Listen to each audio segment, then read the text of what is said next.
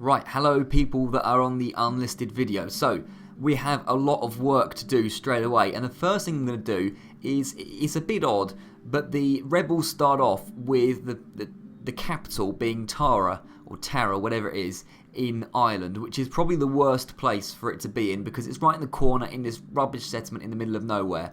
So, the first thing I'm going to do is move the capital. We'll probably move it to Athens. We might as well. Now the good news is public order not going to be an issue in this campaign because none of the settlements can rebel. So that's good. So I'm going to quickly change this to be the capital. This is only, a quick measure. We might change it a bit in a minute. So what am I basically doing? What I basically need to do is decide which cities we're realistically going to be able to keep. We're not going to be able to keep every single city. It's pretty much impossible to do that.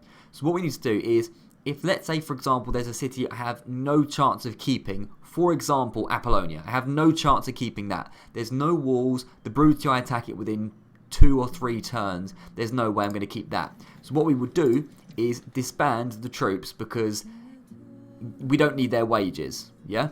That's what I'm going to be doing. So that's mostly what I'm going to be doing, deciding where I want to expand, which settlements are the priority, and then literally just getting rid of troops, getting rid of buildings in all the settlements that basically are not important in the early stage. So I think what we should do probably is get the list of settlements up like so. So you can see no military forces, pretty decent. So we'll go through the settlements one by one, decide if we're going to keep them, and we'll work out from there. So, Tara. Now, this place is not going to be taken. I've never really seen a faction ever go for Ireland. They don't care about it at all. So these troops are just not needed, basically. Sorry, these troops are not needed. Now, yeah, Warband, look at that. 200 upkeep on these guys, absolutely not needed at all. So I'm going to disband all these guys, and that's what I'm going to be basically doing for all the settlements. In the town, I will get rid of the muster field because, again, we're not going to be recruiting here, so there's no point. We'll get a bit of money. This stuff we can't get rid of, and then what we'll do is we'll just bump up the tax rate as much as we can, tax the hell out of these guys. They can't rebel, so that's all right. I don't care about public order or anything like that. That's all good for the moment, so that settlement's sorted out. Alright, Bordersholm. Bordersholm isn't a priority again. The Germanics are probably going to take that, so again we'll bump up the tax rate. I don't mind if we lose the settlement. We'll get rid of the warband, that's fine, because again 200 upkeep is ridiculous. I cannot afford 200 upkeep for warband, and you can see we have like no recruitment capacity in a lot of these settlements. Bit of an issue. Vickers Gothai, not really a priority. I can bump up the tax rate. Or what were the buildings actually in Bordersholm? Because again, if we can get... Oh, there are no buildings in Bordersholm. Jesus, that's a bad settlement. Okay, Vickers Gothai, no buildings there either. But there are a few units of infantry and stuff. Exactly the same goes for Home Sweet Home. These guys are going to get rid of. And Vickers Fenedane, and again, we'll bump up the tax. Now, Themyscira. Themyscira is an interesting one. It's, first of all, a very good settlement because there is gold, I believe, here. Is that gold? I'm pretty sure you can get gold mines here in Themyscira. Yeah, so you can get a lot of money out of this place. So I don't want to get rid of it. I mean, actually, they've got some troops here. Now, the troops are Amazon chariots. Their upkeep is only 140, and they're pretty damn good units. Ranged chariot archers, excellent morale. These guys are pretty special. We need these in the Empire. There's no way I'm disbanding them. They cost less to upkeep than the flipping warband, the basic barbarian warband. So we'll definitely be moving these guys out. Very unlikely someone will go for Themyscira in the early game. So I'm going to move these Amazon chariots out of Themyscira. Like so. But, honestly, that's fine. We can bump up the tax here. It's alright. This settlement's got a wall. It's alright. But I don't anticipate we're going to lose Themyscira, which is the good news. Now, Chersonesos I would quite like to keep. It's got a wall, so it's a little bit defensible against the Scythians. And bear in mind, Scythians are horse archers. They're not going to be quite as good in the city siege as they would be out in the field. So it's not quite as vulnerable. Now, what has it got inside? 2 militia hoplites and a Scythian horse archer. I will consider keeping this settlement. It could be a good launch pad into expanding into Scythia, and also we could potentially build a port here and all that. I will still bump up the tax rate again, but I don't particularly want to lose Chersonesos unless it's totally necessary. In Central Europe, Lovasi stands no chance. I will not be trying to keep that. The same goes for Uvavum. Although these guys have got some Naked Fanatics. Now, I do like Naked Fanatics. If we could get these Naked Fanatics somewhere better, then that would be nice. I have no interest in the Warband, but is there anywhere the Naked Fanatics, they could maybe get to Segestica. If they can get to Segestica, then they can live, because they're not too much to, upkeep and all that business. So they can try and get to Segestica. That's going to be one of the settlements I'm going to be trying to keep, because it's got walls, is basically the reason why. The rest of these troops I have no interest in. If they get attacked out in the field and die, then doesn't matter, because we won't have to have their wages anyway, so it's not too much of a threat. Now, Quincum's got 3 Illyrian mercenaries, only 130 upkeep. Again, I would quite like to keep these guys, so if you guys can make your way down to Segestica, that would be great. It's only going to take you a couple of turns to do that. Segestica could have quite a few troops in it within, not that amount of, large amount of time, which is good. So that's cool, but a Quincum we don't stand a chance of keeping. Now, Segestica, this is something I would like to keep. We've got barracks here, which it says enables the training of Town Watch. Can we actually train Town Watch? I don't think we can. What can we recruit? Nothing. Yeah, I didn't think we could recruit anything in Segestica. Segestica actually already has 3 units of Illyrian mercenaries, which is good. It can construct a few things. Tax rate wise, I mean, I'm not sure what to do with the tax rate here. I might just keep it normal for the moment, but we've got plenty of troops going there. So Segestica, one of the cities that I would quite like to keep, if possible. Right, like I said at the beginning, Salona and Apollonia stand no chance against the Brutii. Absolutely no chance. I know we could get a governor's house here, but no. Sorry, we don't stand a chance. These guys, though, I like them. Militia Hoplites and 2 Illyrians. Again, get up to Segestica. I find Segestica hard to say. For some reason, I'm tripping over my words today, which is not great for a part 1. But I don't know. I don't know why I find it so difficult. I think it's probably because there's Segesta in Italy, and then there's Segestica, and I keep trying to say one and the other is saying, the other's coming out. I don't know. It's not as... Maybe we should just get rid of that settlement and abandon it just because I can't say it properly. That would maybe be a good idea. Apollonia is going as well. Bye-bye. Now, Athens. Athens is going to be a very, very important settlement. That's going to be a very, very important one, because it's going to be sort of a launching pad off into expanding into what is now modern-day Greece. And also, they've got some nice walls. What walls have they got already? They've got stone walls already, which is pretty decent. So if we could hold off against the Macedonians and eventually the Brutii, that would be great in Athens. So I'm going to try and keep it. In terms of what we can recruit there, very little. Only militia hoplites, but we could probably hold this place for a little while, so I'm going to try and hold Athens. So we're going to leave that for the moment. Certainly will not be deleting any troops there, that is for sure. And another good one is Halicarnassus. Now, Halicarnassus is good because, first of all, starts off with probably the best garrison we're going to get. And the reason is because they're protecting the mausoleum at Halicarnassus.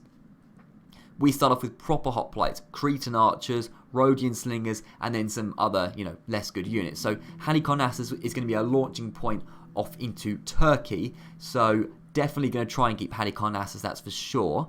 The same goes for Byzantium, pretty similar situation. It's got walls, it's got proper hoplites, which is good. Now, Nicomedia and Ancyra don't have walls, but I'm still going to try and keep them. The reason is we have quite a lot of force in Turkey. We're actually probably strongest in what is now modern-day Turkey region. So if we can try and keep these settlements and then maybe bully the Greeks early on that are here and the Seleucids, then we can try and establish Turkey and Greece as sort of a established stronghold early on. That would be excellent. So I'm going to try and keep Nicomedia and Ancyra for as long as I can. And again, look, 3 naked fanatics and the barbarian cavalry in Ancyra. That's quite nice indeed. Now, Lugdunum does have a wall, but it's not a very important settlement. Now, Massilia I would much rather keep because it's just bigger. It's a bigger town. This is a town. This is...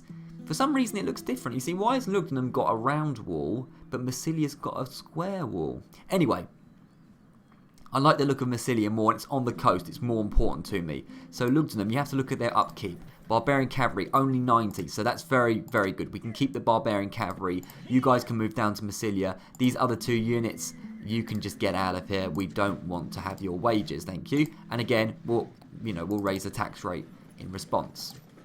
Massilia, however, can only recruit peasants, and this is the difficulty of the campaign. Most of what we can recruit in the early game is peasants, militia hoplites, garbage units basically. We have very little in terms of recruitment capacity, so the units we do decide to keep, we need to really make sure that we treat them well because They're very, very valuable to us. Here's Segesta. Yeah, I always get you confused with Segestica, which, you know, I don't think... You can't really blame me for that, surely. I mean, they're kind of similar. But anyway, you're going as well. Right, so we're nearly done with all this micromanaging. At Frasbar, we have no chance against the Armenians or the Parthians. There's no point trying to keep that. It's one settlement in the middle of nowhere. It's of no use to us. I hate Eastern Infantry with all my life as well, so I will quite gladly disband you. That'll be beautiful. Now, Jumartha's trash. I don't really care about it, but these, you know, mercenary units are actually quite good. And 110 upkeep each is quite nice indeed. Now, I'm looking at settlements I'd like to keep. Petra would be quite nice to keep because, again, it's a launching pad against the Egyptians. Now, I don't know if we'll be able to keep Petra. That will be very, very difficult against the Egyptians. Palmyra might be more realistic to keep, especially as it's got some pretty decent units in to start. So, maybe I would quite like to keep Petra and Palmyra if I could. That would be really nice. You see, it would take these two probably a solid 4 or 5 turns to get over to Petra, which is probably going to be too long. It might not. It depends how aggressive the Egyptians are. We don't know how aggressive they're going to be. Petra can recruit Eastern Infantry and peasants. Palmyra can recruit exactly the same. Because I'm wondering what to do with this Bostran force. Now, Bostra we're going to get rid of, but I'm just wondering how to split up, you know, these units against these two settlements. I think 2 will go down to Petra, 1 will go up to Palmyra, and we'll just try and keep both. If we could keep both, that would be really cool. Jumartha probably won't be that vulnerable anyway in the early game, which is good, but either way, get a tax rate. Get that tax going. Same goes for Bostra. Now, Cadonia is a nice one because Cadonia has a lot of purple dye on the island of Crete, which is cool because it's a lot of money potentially here. So if we could keep Cadonia, that would be really nice. And also some really damn cool troops, actually, which is pretty badass, although they're probably needed more in Athens. Problem is, we have no ship. So what I'm probably going to do is, well, the militia hoplites are pretty cheap to keep, actually.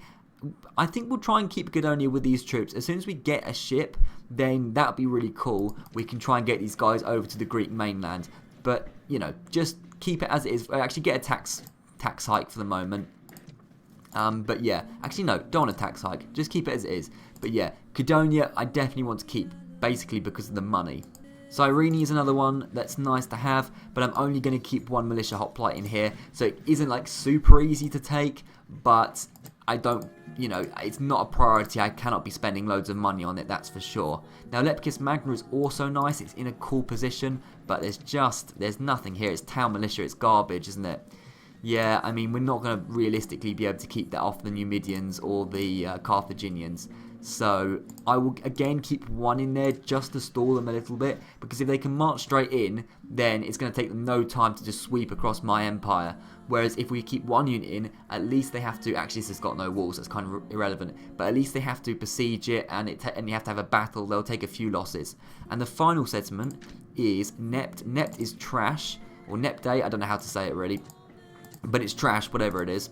So we'll hike up the tax again, and we'll get rid of whatever units are there. But this is pretty much the end of the micromanaging. Numidian cavalry, I mean, Numidian cavalry could be quite useful though. How long would it take for them to get to Lepkis Magna?